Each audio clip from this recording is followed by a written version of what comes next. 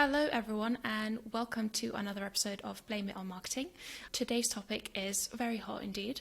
We are talking about marketing managers for 35 grand. That's the name of the episode, but it's all the kind of crazy hiring things that happen around marketing, and I'm sure it happens in other industries. We've got the lovely Meighan with us today. We've worked with Meighan before, and we'll let her introduce herself. Off to the floor. The floor is yours. The floor is mine. Thank you, Ruta, and hi, Emma. I've listened to a lot of podcasts, but I've never been on a podcast, so this is exciting. I'm Meighan Worsley. I am the head of people with a company called Troi. We're a London-based, but have a global presence, embedded recruitment model where we partner with growing businesses who need to hire at scale. I've been in the recruitment, talent acquisition, HR function for over a decade, which now makes me feel old, but that's okay. I've come to terms with that. Worked with lots of different businesses who are trying to hire marketing people, seen lots of different scenarios. So yeah, I was keen to be a part of this. Let's get into it, shall we, ladies?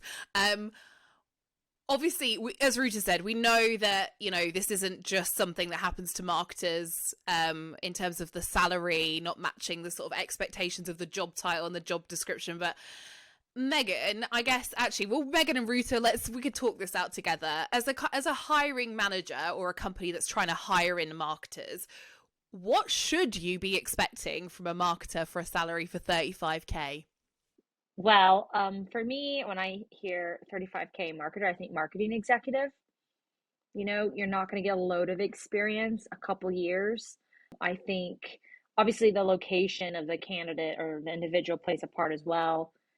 To give an example, salaries and cost of living are typically a bit higher in London as opposed to somewhere like Newcastle if you're in the UK, but there's not a massive difference, right? 35k, you're typically going to get someone with a couple of years of experience, maybe done a little bit of digital marketing, maybe a bit of social or content marketing, and perhaps can create a simple graphic. Typically, they've done a little bit of each or maybe just one of that. They don't have, broad or in-depth experience in any of the practices I just mentioned. They've never managed a budget or managed people, and typically are kind of early on in their career. So the reason why we named this episode 35k for a marketing manager is not just because we're trying to be very dramatic. It's because Emma and I have seen plenty of job descriptions which want a marketing manager who can deliver on a budget, can manage people, can usually do everything themselves for 35k. And we often text each other and laugh at these things because obviously, as Meighan said, she would expect a junior marketer for that kind of a salary. Meighan, do you have any idea of where this expectation might come from? Because I can think of one place and I wonder if it's the same as what you would think. Well, for me, I think it's people that just don't know, right? It's oftentimes business owners or founders who don't come from a marketing background, or it's a smaller company and they think, oh, just go find someone who can do marketing and they'll own the entire department. And oh, we only have to pay them 35 grand. And they have no idea actually what they really want or what the person who can run a budget, etc., is worth. Sometimes that's to no fault of their own. Sometimes it's because they're lazy. That's what I would think to that. I've seen it as well. And you just kind of laugh. You're like, what? I'm like, do you make 35 grand? Because I bet you make more. I hope you make more than that, at that level. But it's typically smaller organizations that, I don't want to talk bad about startups or scale ups because there's plenty that know what they're doing, but smaller companies who have not had people in marketing before, or it's new for them, or the odd chance maybe they had someone on 35k that was severely underpaid. To add to that, the only other place I've seen it happen, or like the other scenario I've seen it happen, is when you hire super junior. So when you're, hiring someone out of school for 18k and then they slowly work their way up and they're obviously severely underpaid, like you were saying, but then the company's expecting to then replace that person when they eventually move or whatever happens with another person for that price, which is not the market rate. You get these companies who they get going and they say, okay, we need to hire a couple people, someone to do marketing, maybe someone to do product and someone to do engineering. or they don't have big budgets. And so they find people who are quite junior but skilled and can bring them on at a low salary, and then they work their way up. But because they started so low, going from, let's say, 20K to 25 to 35, in a short amount of time, that's quite big for them. But then the departments grow and they might move on, or maybe they stay and then they're like, oh, we need to hire more people. And then the people that they're trying to hire on higher salaries than they are. And that's another situation that you run into. Or like you said, they get poached by somewhere else, so they move on, and then that idea of, oh, well, they were only on this is still there. Yeah, I was going to say the other scenario I've seen where you've got people underpaid in marketing. Well, I guess probably across the board is in a super large organization where I think there is a lack of understanding about the skill set that marketers have. And because potentially also I think that they are not clear on the value, as in the revenue that marketing generates. They also view marketing in a way that marketing is just there to create the pretty pictures and do the social media, but they don't actually necessarily understand that there's a direct line through to the revenue, and therefore they undervalue the roles. Ignorance is bliss. Obviously, you've done lots of work on hiring marketing people, and you kind of spoke to the point that sometimes just people, founders, they might be tech founders or they might be subject matter expert founders, and they just kind of don't know what getting a marketing person entails. Can you tell us a little bit about how you would kind of go the process of understanding what a job scope could be for a marketer for a specific company, and how you would kind of coach and guide the hiring manager, whoever that might be, into getting a marketing person that's kind of good and that they can afford? Sure, yeah. I've done this different times with different people, so I can walk through that. So typically it's a process where I sit down with not only the founders, but then who else is going to be involved in this. That oftentimes could be a head of sales type person or an operations manager type person. The title can vary. It really depends. But you sit down with them and figure out what the gaps are. Like, what do they really need from a marketing person? Is anyone doing marketing? Like, do they have any freelancers or marketing agencies that are doing tasks currently? And if yes, are they looking to supplement to that or get rid of that entirely? Because that opens up other gaps, right? If they have someone who's doing some of their social stuff or, paid advertising or whatever, if they're keeping that on, obviously there's a cost to that.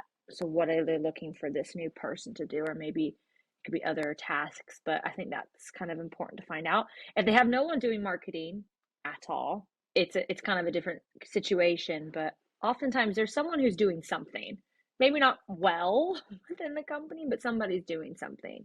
Then I would usually find out, let's say they're looking for someone because they want to generate more leads. That's oftentimes where a company kind of first looks to. They're like, okay, we've got sales people doing sales, whether that's, pounding the phones, or maybe they're doing lots of LinkedIn messaging. If they're looking to generate more leads, that's where marketing comes in. And so they're looking for someone to do that. Well, where are the salespeople getting their leads from now? And are they tracking them? What's their current conversion rate? Do they want to increase those leads? Do they want to kind of grow their presence online? I get to know all of that. And then if that's a big thing for them, hiring someone as kind of a growth marketing manager who can not only set all of that up, but also execute on it, and then probably get someone to come in and do more of the monotonous tasks as they get going, but letting them know, it's a bit monotonous, right? Someone who's growth marketing just doesn't want to do email campaigns all day. So are you okay with hiring someone at a manager level and then probably some support staff down the line? If demand gen isn't their highest priority with marketing, they are looking for someone to do, a little bit more content creation, some stuff on socials. It's a different skill set sometimes. I mean, I would say that someone who does growth marketing can do a little bit of the other stuff, but that's maybe not what they really want to do, right? It's figuring out all of that, who's doing what, and then you have to figure out who they're going to report into. This is also an interesting question because oftentimes like, oh, well, they'll report in. I'm like, but why would the marketing person report into finance? That I don't get that. Like who are they going to report Has that into? If actually happened? oh yeah, yes, Oh, wow. Ooh, Okay. yeah. awkward. Not even sales. Not even the CEO. Okay. And if the CEOs or founders, whatever, are who this marketing manager or growth marketing, whatever their title is, going to report into, like they need to understand and get on the same page in terms of budget. Like, what is the marketing budget? And I say, okay, well, it's this for the year.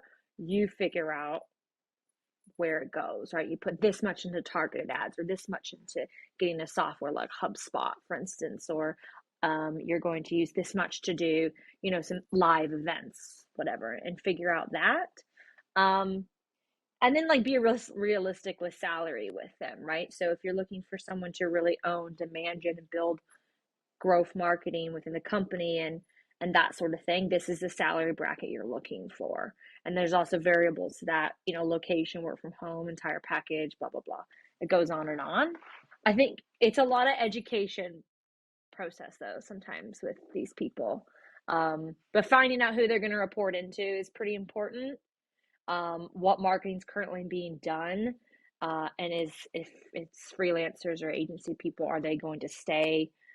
If not, who's going to replace that? Because it's oftentimes you need more than one person to do all of these different facets of marketing.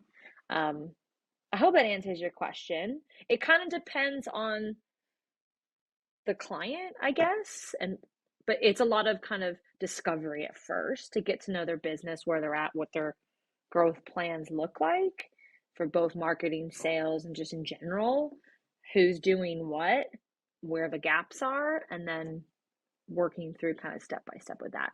And then they change their mind like 5 times along the way, because that happens as well. Oh, I want a head of, I don't want them to do everything. Yeah, it's like it's a waste of the skill set that the person has, isn't it? It's like if you want to head of, it's because you want someone who can take on that budgetary, data responsibility, and they don't necessarily want to execute on absolutely everything. So yeah, I can imagine it sounds like you have to do a lot of coaching with a client when it comes to a marketing role. Is it similar to other roles are they in the same way, or does marketing stand out? No, I would say I do this though with lots of roles. So not limited to marketing. I think sometimes with marketing though, it's a bit of education, particularly if you're working with a software company, right? If you're recruiting for rather, a company that's like a SaaS organization, because everyone's SaaS, it seems like, or any kind of like tech-based startup. Obviously, the tech is a huge piece of it, right? So you've got developers as such and designers already who are building these products and generating revenue. And they have, the marketing thing they might not know, but you still have to go through all of this and figure out where the gaps are and that sort of thing with not just marketing. It could be with sales, it could be with product, it could be with, especially if you've got a new features and things coming out, it could be with customer success. So Meighan, to your point about if they're the only marketer potentially in the business who they report into, what then happens if they are reporting into, say, like the CFO, random, or the CEO, and they're kind of like a mid-level marketer? What do organizations tend to offer by way of development and mentorship when that's the situation? Well, it's an interesting one. I've seen some companies try, and usually a lot of times if they don't have like a head of marketing or whatnot type title, I've seen it work when the head of sales, let's call it, type person does have quite a bit of marketing in their experience. They've worked really closely with marketing. Perhaps they have a marketing degree. They've done a bit of marketing themselves in terms of whether it be content creation or that sort of thing, or managing at least marketing agencies. And I've seen it kind of work where they can kind of figure out and give them development points and kind of a map, deliverables and whatnot. I think that's really important, like setting deliverables and expectations you need goals, right? So if it's a company, you're looking to redesign your website, for instance, like we want to redesign the website. Here's a timeline for it. Here's, the kind of chunks we want done at each road, at each point along the way. That could be one thing. Or if it's, the company's going through a rebrand, for instance, you need to work together to create touch points for that so that they kind of know what they're doing. And you have to manage them. Like, if you just leave them to it, and then it's like, well, what did you do? So check in with them and see if they needed help or they have the right resources, this sort of thing. In terms of mentorship, I think that can be tricky when you don't have someone from a marketing background that's also in the business and you're the only person doing it, because who's going to mentor you if there's no one else that has that background? An organization could look to get them on some training courses, perhaps, or be like, yeah, really keen for you to go to different in-person events or attend webinars or that sort of thing to beef up your skill set. But it is tricky. Yeah, absolutely. Ruta and I have both separately been involved with organisations where I guess we've been the mentors, where we've been brought in from as external people to sort of mentor, where you've got a 1 or 2 person marketing team where they really need that extra support, and you can see the benefit. Also, it's nice because it's an external person, so you can moan about the stuff that goes on day to day in a safe space. But I think it's really hard, isn't it, Ruta, when you're a single person marketing function without someone to bounce ideas, even just ideas off. It gets really, really tough because it is a creative job, as well as the sort of data side. So you need to have that person there. Yeah. Marketing is definitely done better by small group, not talking about, everyone agreeing on what's being done, but just to be able to talk stuff out, to validate what's in your own head. And yeah, it definitely needs that. I actually had a mentor when I was at Clearview. So John mentored me because I got made head of marketing and didn't have anyone more senior than me. So they were like, we're going to get you someone. And I was like, oh my God, this is great. But also, it's not the kind of thing you want to necessarily ask for, even though you might need it, because you're like, I need someone more senior than me to help me. Does that mean that I'm not good enough at my job? And that's not the case. And it's so helpful to have a mentor who's done it and been there. And that was invaluable. But yeah, asking for that mentorship as well is hard. I think it trigger a lot of insecurity in people. I like that, like asking for an outside consultant. Maybe it's not 40 hours a week. Maybe it's a couple of hours a week, let's say 5 or something like that, where you've got someone who can coach you so that you can be better at your job and not feel like you're the only person doing something and kind of on an island by yourself. Yeah. If a company is willing to do that, I think that's incredibly helpful. And then it shows that they're investing in you as well. Yeah. And I think even if the company isn't prepared to do it, I think it's something that it's okay to seek out for yourself. I think we would probably, I've definitely sought out, I suppose, a group of marketers that I know that I can go to outside of a work situation and speak, bounce ideas off and talk to about stuff. I think it's fair to say that I think a lot of marketers, I don't know what the percentage is, I really should have done some research.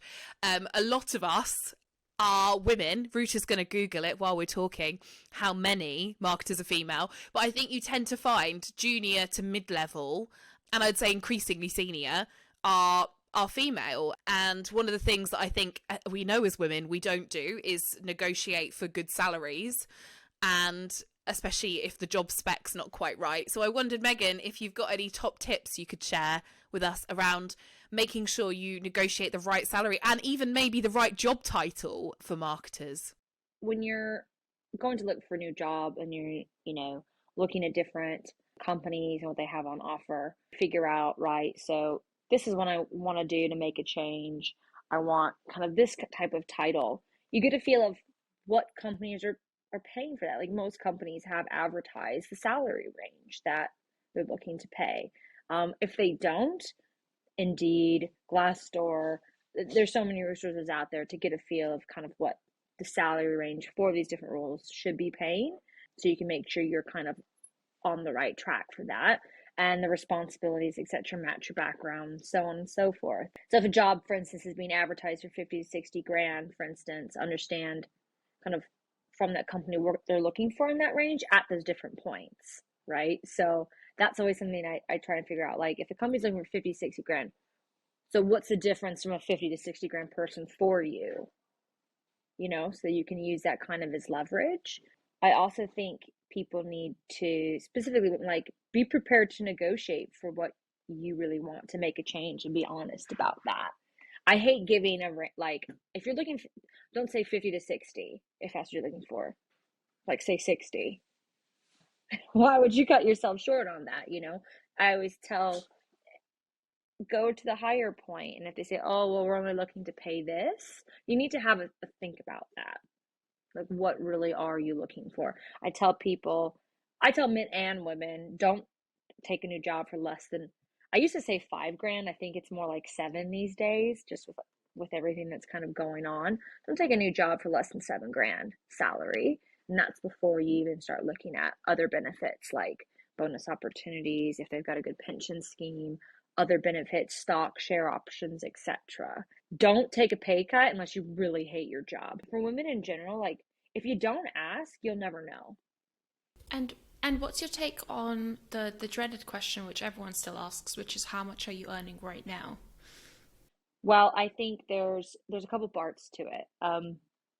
You should be able to have an open conversation about this.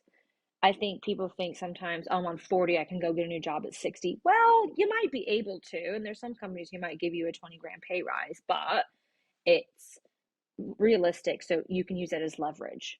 So if we're like, okay, well, why are you looking for that? Well, I'm on this now with my benefits, with my pension, with my holiday accrual. I get to work all of this.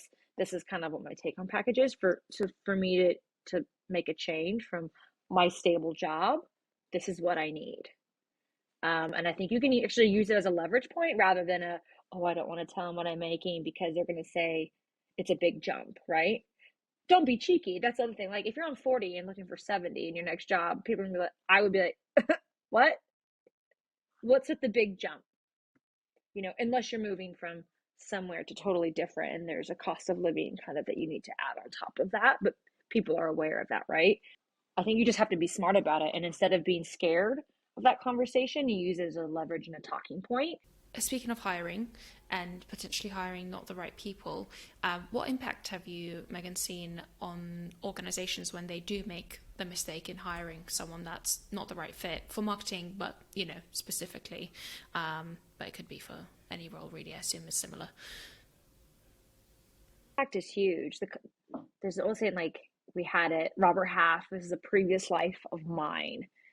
We used to put together these little booklets that you'd use as talking points to get meetings for different sales calls, and it was a booklet full of actually really good, useful information every year called "The Cost of a Bad Hire," and what it actually costs a business when you hire the wrong person for whatever reason. The skill set doesn't match, they're not the right culture fit, you don't give them the right training, or you're underpaying them. These are the type of factors that go into it. And so it's huge, right? Not only is time wasted for the company, but also for the individual. You make the wrong hire, you spend, time for them working their notice period. Then they get started, they have to onboard, they have to be trained on what your business does and all the systems and get up going. Before someone's really like kind of producing, it takes a couple of months, right? Because you're just getting into the thick of it. That time passes, and if they don't make it past 3-6 months, and even 12, it's really kind of a big waste of time because you've put them on salary, you've put them on holiday accrual, benefits a little bit more of a thing in the US, I suppose, because it's quite costly, obviously, healthcare, dental, vision, but you spend all of this time doing that and then they leave. And that cost is, I think the figure was, and this was a couple years ago, so I don't know what it is now, but you have to add another like 10-15 grand on top of someone's salary to figure out what they really are costing you. And so if it doesn't work out, it's just it's just a big waste. Yeah.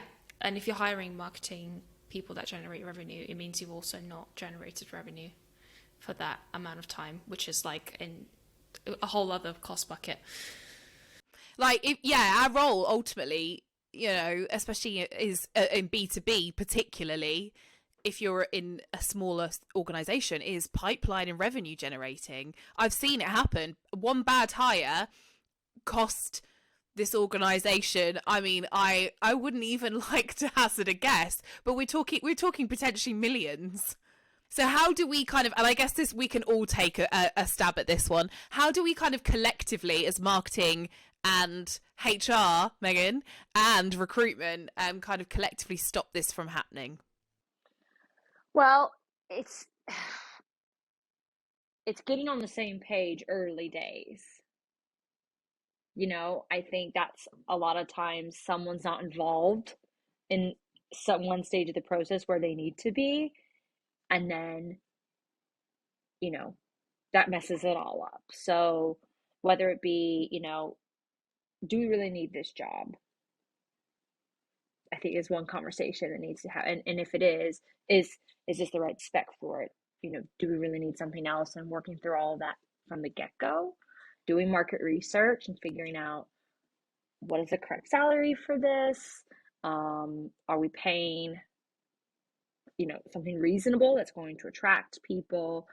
What tools and things do we need to set this person up for success? Figuring out kind of, is it one hire? Is it multiple hires? All of these sorts of things. And multiple people need to be involved, whether it's the founders, salespeople, if there is someone who has a bit of marketing, has been doing some of it, kind of in the background. Do you need to hire an outside consultant to bring it in? And kind of just work through all of that before you start having someone go recruit for it. Now, obviously, sometimes along the way, you realize when you start speaking to people, this is actually too senior, or this isn't senior enough, and then you have to change things. But you kind of do that early on and get a feel of, right, so we spoke to people at this level, this wasn't quite right. We spoke to people, this one wasn't quite right. It's somewhere in the middle, and you kind of work all that out. And I think it's just a communication thing and pushing back when you need to. And sometimes people are afraid to do that, saying, no, I'm not going to go find this person for you or create this job spec for you, whatever, until you have it figured out.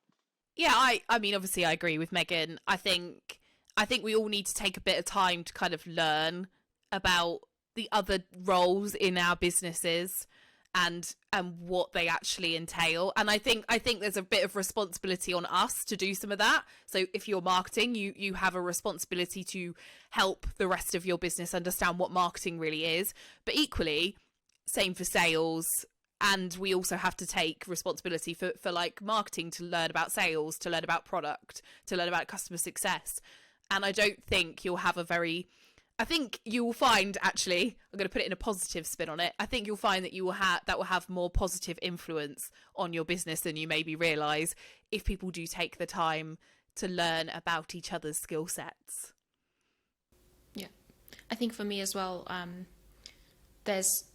as time goes on, there's much more specialization within marketing, and some companies are hiring for roles that didn't exist 2 or 3 years ago, like, I don't know, ABM marketers. So it's really important to actually go and speak to other ABM marketers and understand what they do, because a lot of the time it's tempting to get like, the shiny new thing, or it was digital marketing 10 years ago, but actually understand what they do and speak to people that have done the job and hired for the job, not just other people who think it's a good idea to hire these people, because you'll often find that what your expectation of what they will do versus what they actually do will be quite different, and it just avoids that disappointment when they get there in what their job entails, and it's shit for them and it's shit for you. So nobody wins in that case. So go talk to people that have hired and have done that job, if you don't know enough about it. Thanks everybody for listening. Thank you so much, Meighan, for joining us. Some really awesome tips in there, whether you are a marketer or you are out there looking for a new job and more money. Very, very helpful tips. So thanks so much, Meighan. It's been awesome to have you on. Check out the next episode of Blame It on Marketing, which will be coming out very soon. Thanks everyone for listening.